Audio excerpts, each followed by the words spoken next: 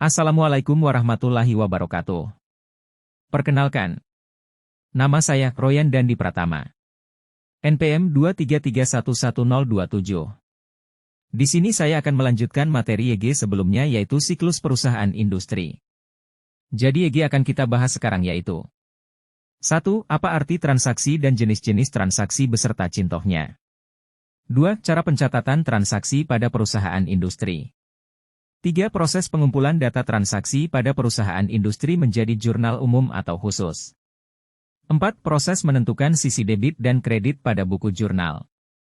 5. Memasukkan transaksi dari buku jurnal ke buku besar. Oke, kita masuk ke topik nomor 1, pengertian transaksi dalam perusahaan industri. Transaksi menurut Kartomo Sudarman, 2019-15, pengertian transaksi adalah suatu aktivitas perusahaan yang menimbulkan perubahan terhadap posisi harta keuangan perusahaan, misalnya seperti menjual, membeli, membayar gaji, serta membayar berbagai macam biaya yang lainnya. Selanjutnya topik YG kedua. Jenis-jenis transaksi dalam perusahaan industri yaitu ada beberapa macam. 1. Transaksi operasional. 2. Transaksi keuangan. 3. Transaksi investasi. 4. Transaksi pajak. 5. Transaksi sumber daya manusia. 6. Transaksi logistik dan suplai. 7. Transaksi pelayanan dan perawatan. 8. Transaksi pengembangan produk. Dan berikut adalah contoh transaksi dalam perusahaan industri.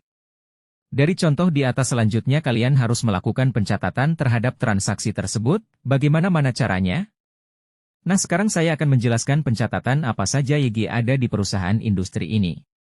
Yang pertama yaitu, identifikasi transaksi, lalu kedua, pencatatan transaksi, ketiga, analisis dan klasifikasi transaksi, keempat, pencatatan persediaan, kelima, pencatatan biaya produksi, keenam, pencatatan penjualan, ketujuh pencatatan beban. Dari macam dua transaksi tersebut nantinya kalian harus memproses hingga menjadi jurnal umum. Bagaimana caranya?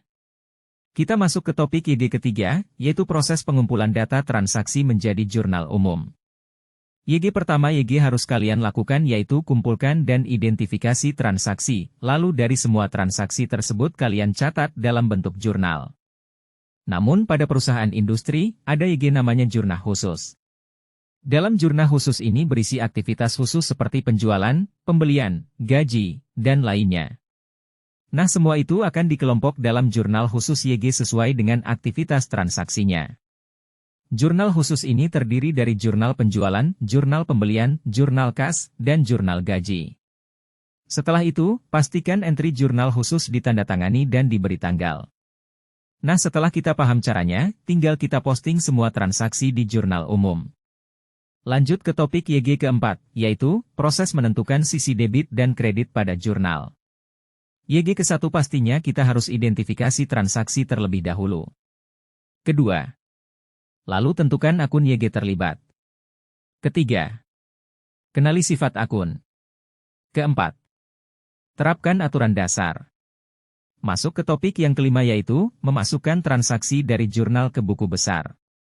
Caranya adalah 1. Persiapkan kolom buku besar. 2. Identifikasi transaksi. 3. Tentukan akun YG terlibat. 4. Pindahkan data ke buku besar. 5. Jumlahkan setiap transaksi pada masing-masing akun. Cukup sekian YG bisa saya jelaskan, kurang lebihnya saya mohon maaf. Saya akhiri, Waalaikumsalam warahmatullahi wabarakatuh.